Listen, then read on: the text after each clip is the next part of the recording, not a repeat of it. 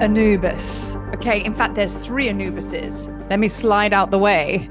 3 Anubises. I mean, generally, like, he doesn't always look like this. He's got a black jackal head, but he is. I mean, that's what he is. He's a jackal. He is human body, and he's a very, very, very powerful god. And he's very much to do with the underworld and the shadows. And I just love him. I even have a big black dog wolf called Anubis who found me. So I have him in a familiar, what we call a familiar.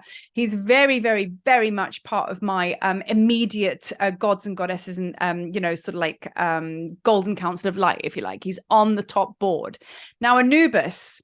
Now, there's so much I can say about this god. A lot of people know him as like, he's a protector god, very, very powerful in protection. He's a jackal. So his sense of smell, his sense of sight, big ears, his senses are very, very, very powerful. And he leads us back to the path when we get lost. He is also really adept in abandonment because his mother is actually Nephthys, which is Isis's twin sister, who was supposedly barren, but she tricked Osiris in the secret garden in the dark, and she slept with Osiris, and she got herself pregnant, and then through fear she ended up dumping the baby, which was Anubis, in the desert. And Isis knew about this, went and collected Anubis, and that is why Anubis is actually the nephew of Isis, yet she took him on as his own, so that they're very close. So Anubis, very, very powerful god when it comes to abandonment, because he was obviously abandoned by his own real mother. So he is really good with, miscarriages, like lost children. And we're all lost children at the end of the day, which goes back to that, bringing us back to the path if we get lost.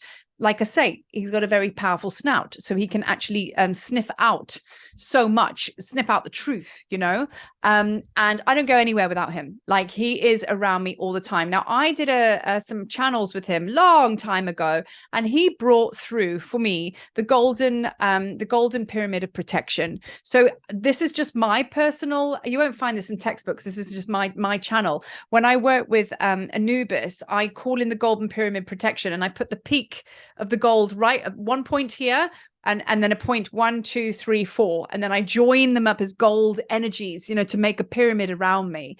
And he charges that, and he paces around and walks around very slowly, making sure that all of the aspects of my pyramid is strong and sound.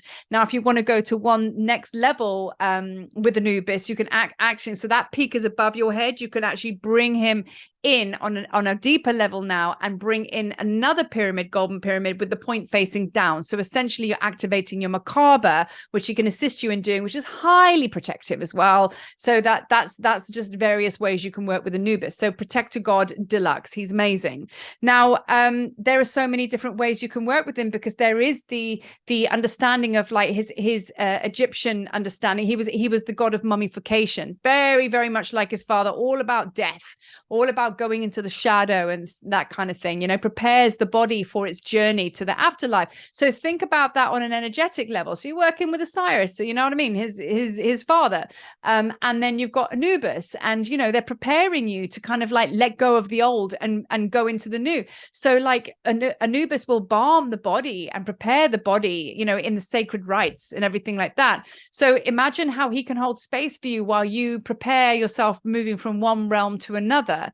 But he's like, if you're in Egypt and you're going into temples and you need to download something, have him walk before you, use his eyes, use his ears, use his snout to smell, but also as well, some people don't connect with him this far back, but I do with all of the gods and goddesses. When it's available to me, I take it right back to the original source codes. Now, a lot of the priests, the high priests, came from Atlantis, they were Thoth, and they were Serapis Bey, Anubis, and there's more, but Anubis was also a high priest in Atlantis, and he is known as the keeper of the secrets. Okay, so he's also the keeper of the halls of Amenti. He's the guardian of that place, and the halls of Amenti was like a sacred ethereal retreat that once existed in Atlantis, and they sent it to the Great Pyramid, possibly under the grounds of the Great Sphinx. That's where I connect with the halls of Amenti.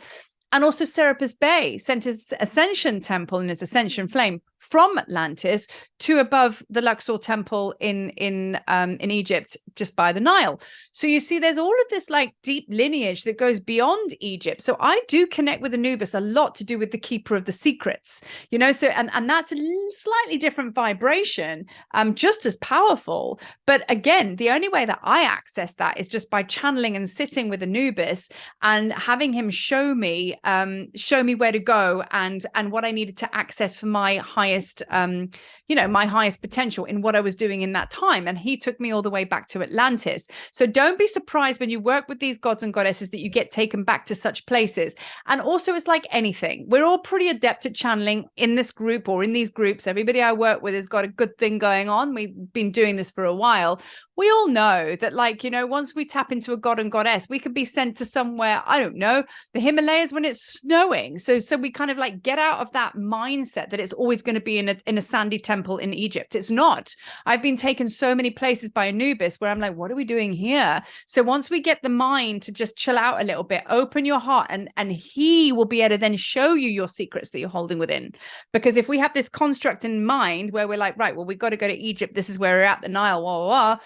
No, expand. Work with the consciousness, not with the mental body, the consciousness. So Anubis is so helpful. And when you go to Egypt or you've been to Egypt, you know, in all the work that you do, he is going to be your biggest space holder. Always. He doesn't say too much. He's a very quiet god, but he's flipping massive. Like for me, he just stands with his arms folded.